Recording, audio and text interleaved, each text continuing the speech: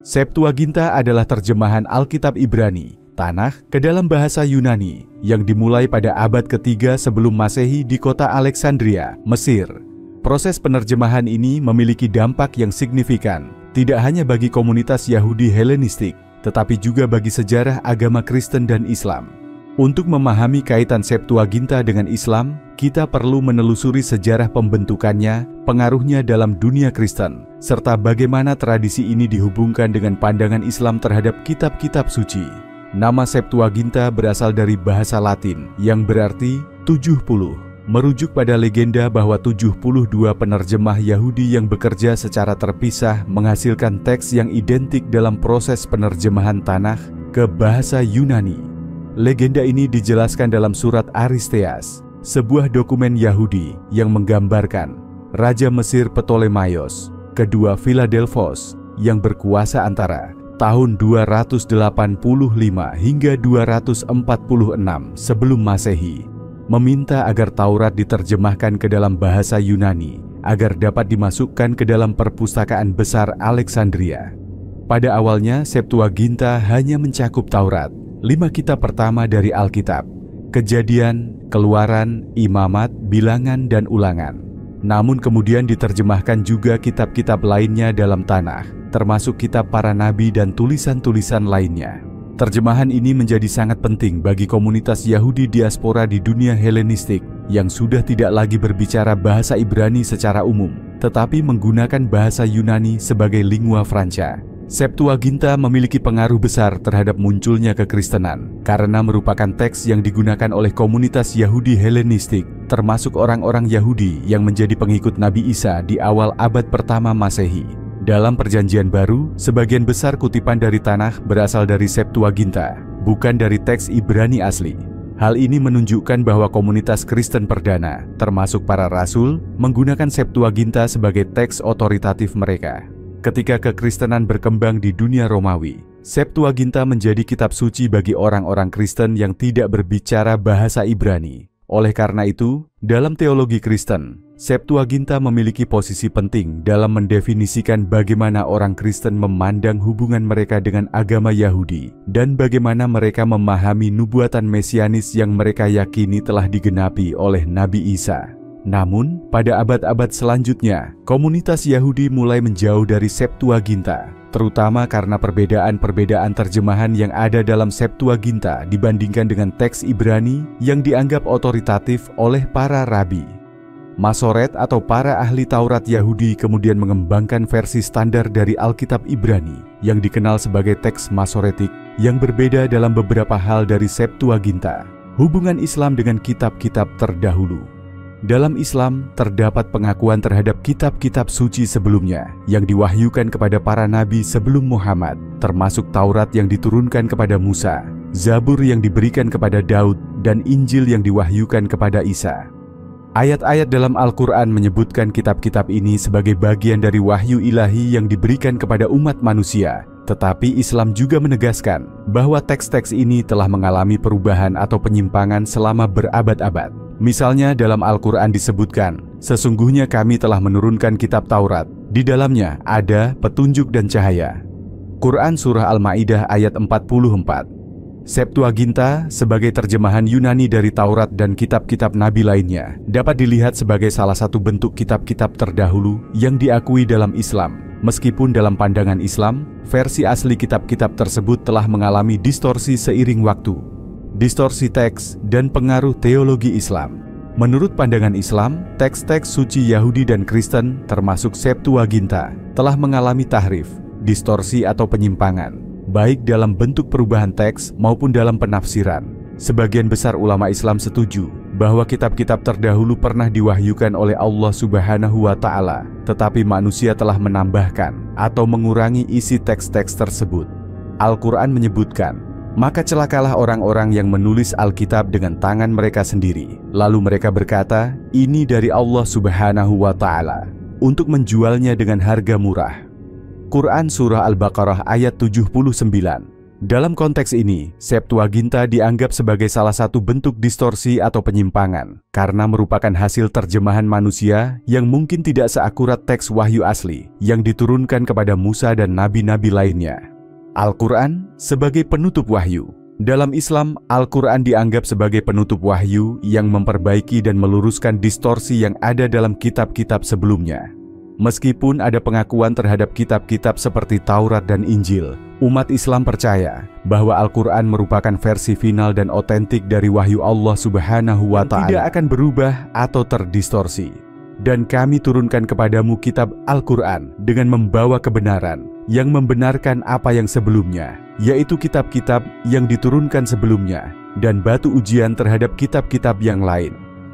Quran Surah Al-Ma'idah ayat 48.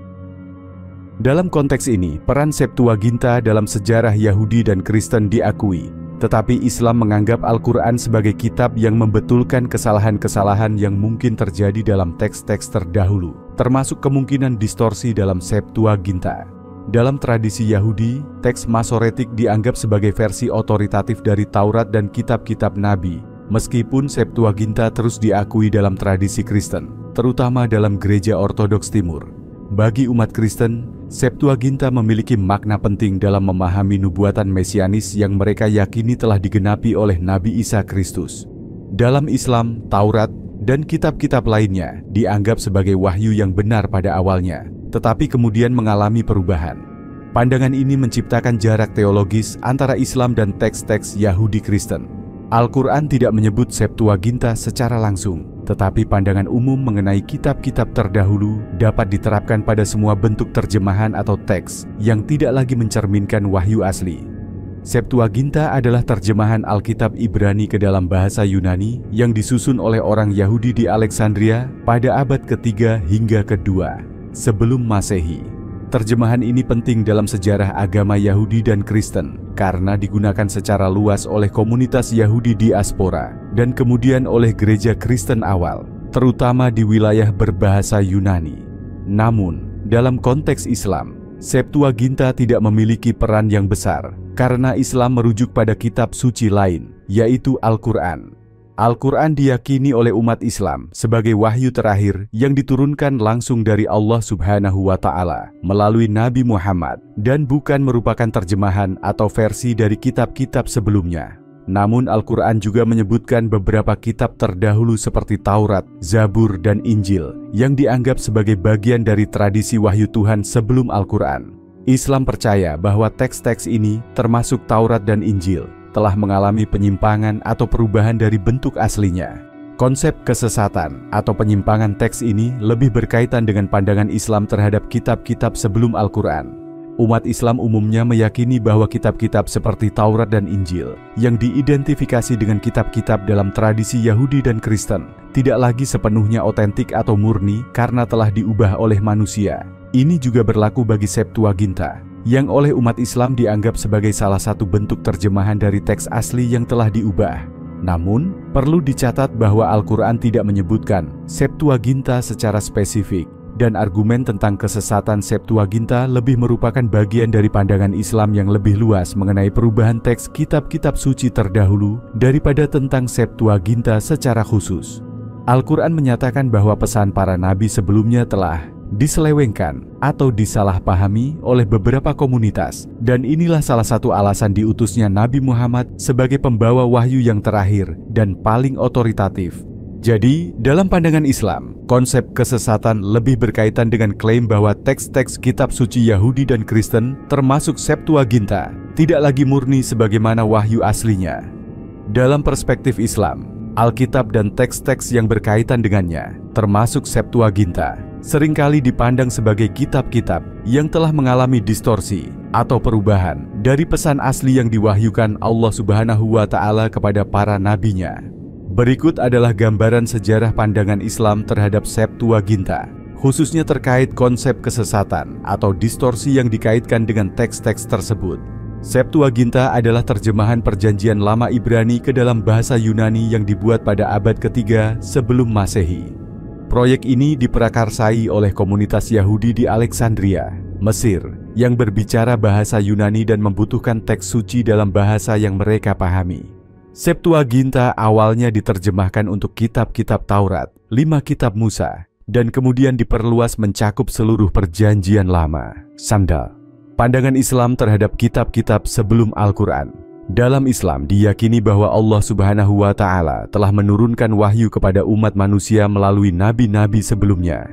Wahyu-wahyu ini meliputi 1. Taurat yang diwahyukan kepada Nabi Musa. 2. Zabur yang diwahyukan kepada Nabi Daud. 3. Injil yang diwahyukan kepada Nabi Isa. Namun, Islam juga meyakini bahwa kitab-kitab ini tidak dipertahankan dalam bentuk aslinya. Al-Quran menyebutkan bahwa kitab-kitab tersebut telah mengalami distorsi atau tahrif oleh tangan manusia, baik secara fisik, teks yang diubah, maupun secara makna, interpretasi yang menyimpang. Al-Quran memperingatkan bahwa para ahli kitab telah merubah isi wahyu yang sebenarnya demi keuntungan duniawi. Menurut perspektif Islam, Septuaginta dianggap sebagai salah satu dari banyak versi teks yang telah mengalami perubahan dari wahyu asli yang diberikan kepada Nabi Musa dan nabi-nabi lainnya. Berikut adalah beberapa poin penting mengenai kesesatan atau distorsi yang dihubungkan dengan Septuaginta dalam pandangan Islam. Islam menegaskan bahwa setelah Nabi Musa dan nabi-nabi lainnya, ajaran-ajaran ilahi mulai diselewengkan. Baik teks Ibrani asli maupun terjemahannya, termasuk Septuaginta, dianggap telah mengalami perubahan sehingga menyimpang dari wahyu asli yang murni. Salah satu argumen utamanya adalah adanya perbedaan signifikan antara Septuaginta dan naskah Masoretik, teks Ibrani yang digunakan dalam tradisi Yahudi. Septuaginta diterjemahkan dalam konteks Helenistik di Alexandria, di mana filosofi Yunani memiliki pengaruh besar. Dalam pandangan Islam, campuran budaya dan filosofi ini bisa dianggap sebagai faktor yang menyebabkan kesesatan, karena unsur-unsur non-ilahi mulai bercampur dalam pemahaman ajaran Allah Subhanahu wa Ta'ala yang murni.